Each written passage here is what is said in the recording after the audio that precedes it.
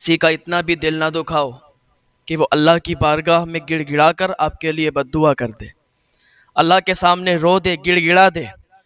اگر وہ مظلوم اللہ کے سامنے رو دیا، گڑ گڑا دیا، اللہ کے سامنے اس نے اپنی فریاد سنا دی، تو آپ کی دنیا بھی تباہ ہو جائے گی اور آخرت بھی برباد ہو جائے گی۔ کسی کو اتنا نہیں ستانا چاہیے، کسی کو اتنا نہیں اس کا دل دکھانا چاہیے۔ ایسے ہی میں آپ کو بتاؤں، ایک شوہر تھا، اس کی ایک بہت ہی نیک بیوی تھی، اور اتنی خوبصورت تھی کہ اس کے محلے میں اتنی خوبصورت کسی کی بیوی نہیں تھی، اتنی خوبصورت بیوی تھی۔ لیکن یہ شرابی تھا، جواری تھا۔ اکثر ہوتا بھی ایسا ہے کہ رشتے جب بغیر دیکھے، بغیر جانچ پڑتال کیے ہوتے ہیں تو پھر وہ معاملات ایسے ہی پیش آتے ہیں۔ رشتوں کے معاملے میں بہت ہی تحقیق کر لینا چاہیے، اس کے بعد رشتہ کرنا چاہیے۔ وہ لڑکی بہت نیک تھی، حضرت فاطمۃ الزہرا رضی اللہ تعالی عنہا کی سیرت اپنانے والی لڑکی تھی۔ اس کی شادی ایک شرابی کے ساتھ ہو گئی، جواری کے ساتھ ہو گئی۔ تو وہ اپنی بیوی سے نفرت کرتا تھا، اس لیے کہ وہ منع کرتی تھی کہ تم شراب نہ پیو، جوا نہ کھیلو، یہ بربادی کی طرف لے جانے والا ہے۔ تم کیوں اپنے ہاتھ سے اپنے گھر کو بھی اجاڑ دو گے، اپنے ہی آپ اپنی ساری دنیا اجاڑ دو گے، برباد ہو جاؤ گے، برباد ہو کے بیٹھ جاؤ گے اگر یہ سارے کام تم نے نہیں چھوڑے۔ لیکن وہی کہتے ہیں نا، جب کوئی اپنا سمجھاتا ہے تو پھر سمجھ میں نہیں آتا، ایسا لگتا ہے یہ ہمارا برا چاہتا ہے۔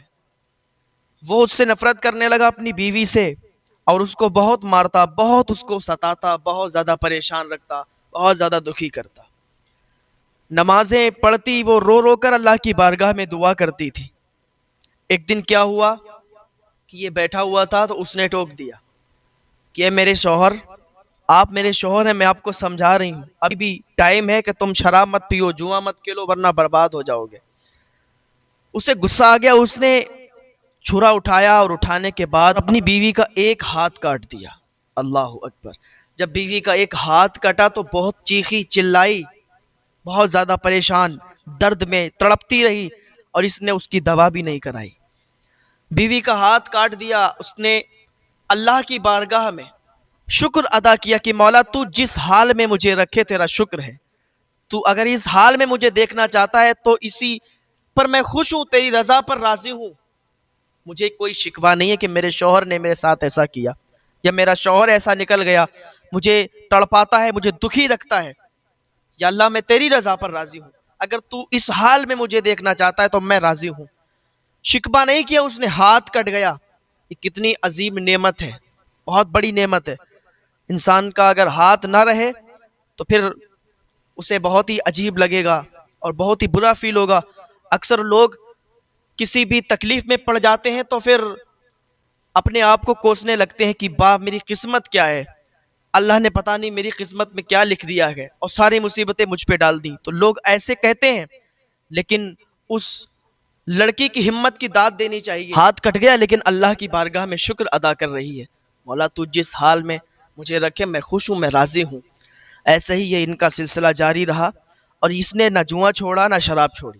ایک بات یاد رکھیں، جو انسان شراب کی لت میں پڑ گیا تو سمجھو اس کی زندگی تباہ ہو گئی، برباد ہو گئی۔ دنیا تو خراب ہوتی ہے، آخرت بھی خراب ہو جاتی ہے۔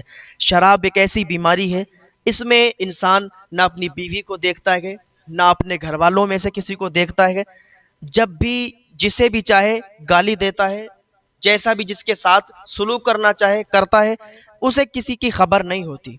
یہ شراب اتنی بری عادت ہے، اتنی بری چیز ہے۔ اللہ اس عادت سے، اس بیماری سے ہمارے نوجوانوں کو، ہمارے لوگوں کو بچائے رکھے۔ یہ بہت بری عادت ہے، بہت بری چیز ہے۔ دوستو، اس عادت کو چھڑاؤ زیادہ سے زیادہ، اگر جس کی بھی لت لگ گئی ہو، کیونکہ یہ عادت چھوٹتی نہیں ہے جلدی، لیکن اگر چھوٹ جائے تو پھر بہت بڑی بات ہے۔ اللہ تعالی ہم سب کو ہدایت عطا فرمائے اور ایسی بیماریوں سے ہم سب کو بہت دور رکھے۔ تو ایک دن کیا ہوا، بیوی نے پھر ٹوک دیا اور کہا کہ دیکھو، آپ جو کر رہے ہو اچھا نہیں کر رہے ہو۔ اتنا کہنا تھا کہ اسے پھر غصہ آیا، اور اس نے رات کے دوسرے پہر، بیوی رات کے دوسرے پہر میں بھاگ رہی ہے اور وہ پیچھے سے چھرا لے کے دوڑا رہا ہے، لیکن اللہ کا ترازو صرف انصاف کرتا ہے۔